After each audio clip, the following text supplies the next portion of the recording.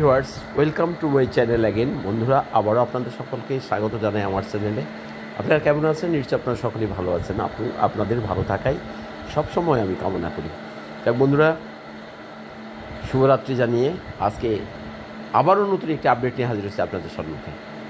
এই আপডেটটি অত্যন্ত গুরুত্বপূর্ণ, বিশেষ করে আমার যে সকল বন্ধুরা এনটিএসসি এর মাধ্যমে অর্থাৎ এনটিএসসি পরীক্ষা পাস করে আর কি চূড়ান্ত পরীক্ষা পাস করে পঞ্চম গণবিজ্ঞপ্তিতে অংশগ্রহণ করেছ তোমরা, যে সকল বন্ধুরা আছো আমার, সে সমস্ত বন্ধুদের জন্য। এবং তোমরা ইতোমধ্যেই খুব বিষয়টি জানতে পেরেছো যে পঞ্চম বিজ্ঞপ্তির ফলাফল কিন্তু যে কোনো মুহূর্তে প্রকাশিত হবে, অর্থাৎ প্রাথমিক সুপারিশের ফল প্রকাশিত হবে, কিন্তু কখন হবে এটা নির্দিষ্ট করে বলা যাচ্ছিল না। তা আমি কিন্তু সেই বিষয়টি নিয়েই এসেছি তোমাদের সম্মুখে। তোমাদের জন্য সুখবরই বলতে হবে, একেবারেই সুখবর, যে পঞ্চম গণবিজ্ঞপ্তির প্রাথমিক সুপারিশের ফল প্রকাশ। এটা আজ থেকে 2 দিন আগে বলেছে যে কোনো মুহূর্তে প্রকাশিত হতে পারে, কিন্তু কখন প্রকাশিত হবে কেউ বলতে পারছিল না। তাই এই কিছুক্ষণ পূর্বে আমি পেয়েছি, তাই আমি ভিডিওটি করেছি। তাই ভিডিওটি সম্পূর্ণ স্কিপ না করে বন্ধুরা তোমরা অবশ্যই সম্পূর্ণ দেখবে, এবং আপনারা বন্ধুরা যারা আছেন আমার এই চ্যানেলটি নিয়মিত দেখেন, অবশ্যই ভিডিওটি সম্পূর্ণ দেখবেন। পঞ্চম গণবিজ্ঞপ্তির প্রাথমিক সুপারিশের ফল প্রকাশ করা হয়েছে মঙ্গলবার 11 জুন রাতে এনটিএসসির ওয়েবসাইটে এই ফল প্রকাশিত হয়। প্রকাশিত ফলের চিঠিতে বলা হয়েছে, 31 মার্চ প্রকাশিত পঞ্চম নিয়োগ বিজ্ঞপ্তিতে নিবন্ধনধারী প্রার্থীদের আবেদনের প্রেক্ষিতে প্রার্থীদের মেধাক্রম, পছন্দক্রম ও প্রতিষ্ঠানের চাহিদার ভিত্তিতে বেসরকারি শিক্ষা প্রতিষ্ঠানে এমপিও শূন্য পদে শিক্ষক নিয়োগ সুপারিশের জন্য মামলার কারণে সহকারী মৌলভী এবং সহকারী শিক্ষক তথ্য যোগাযোগ প্রযুক্তি পদ ব্যতীত অবশিষ্ট শূন্য পদে প্রাথমিকভাবে প্রার্থী নির্বাচন করা হয়েছে।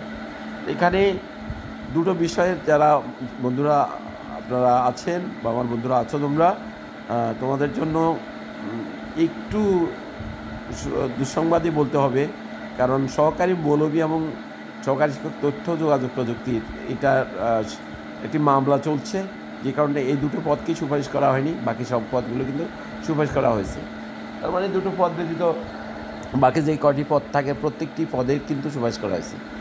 তো ফল দেখতে ক্লিক করতে হবে তোমাদেরকে। এখানে প্রাথমিকভাবে নির্বাচনের ফলাফল এনটিএসসির ওয়েবসাইটে পঞ্চম গণ নিয়োগ বিজ্ঞপ্তি 24 নামক সেবা বক্সে, এবং এই যে HTTP NGI-teletalk.com.bd লিঙ্কে পাওয়া যাবে।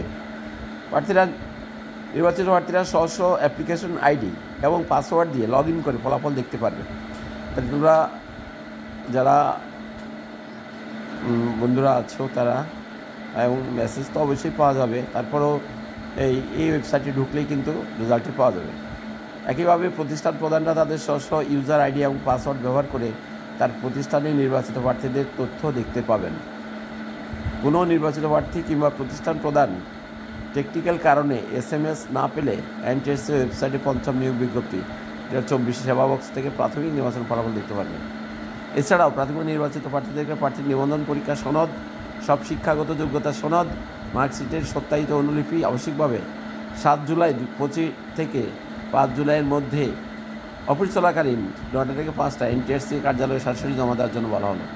তার মানে এটা আবার নতুন একটা নিয়ম দেখছি, যে প্রাথমিক নির্বাচিত যারা তোমরা হয়েছে বন্ধুরা, তোমাদেরকে কিন্তু তোমাদের নিবন্ধন পরীক্ষার সনদ, সব শিক্ষাগত যোগ্যতার সনদ, মার্কশিটের সত্যায়িত অনুলিপি আবশ্যিকভাবে 7 জুলাই থেকে 25 জুলাইয়ের মধ্যে কিন্তু অফিস চলাকালীন এনটিএসসি কার্যালয়ে সরাসরি জমা দিতে বলা হয়েছে।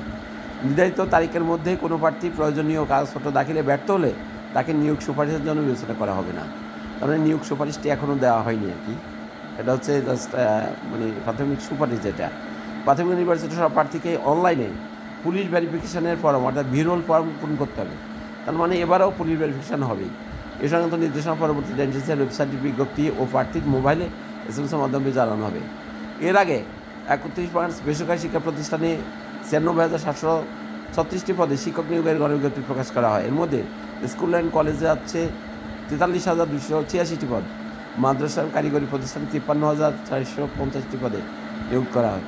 পঞ্চম আবেদন গ্রহণ শেষ হয়েছে 9 মে রাত 9 মে এবং 10 মে রাত 12টা পর্যন্ত আবেদন ফি জমা দিতে পেরেছেন আবেদনকারীরা। বন্ধুরা, যাই হোক, আজকের আপডেটটি ঠিক এই পর্যন্তই। তা আবারও সকলকে শুভেচ্ছা অভিনন্দন জানিয়ে সকলের মঙ্গল কামনা করে আগামী দিনটি সকলের ভালো কাটুক, এরই সাথে সাথে প্রত্যাশা করি, আশা নয় বিশ্বাস করি, মাননীয় শিক্ষামন্ত্রী প্রস্তাবিত বাজেট থেকে শিক্ষকদের বৈষম্য নিরসনের চেষ্টা করবেন এবং চেষ্টা নয় শুধু, উনি অবশ্যই শিক্ষকদের বৈষম্য দূর করবেন এই আশাবাদ ব্যক্ত করে আবারও সকলকে শুভেচ্ছা অভিনন্দন জানিয়ে আজকের মতো আমি সকল বন্ধুদের কাছ থেকে বিদায় চাইছি। যোগেশ্বরনাথ।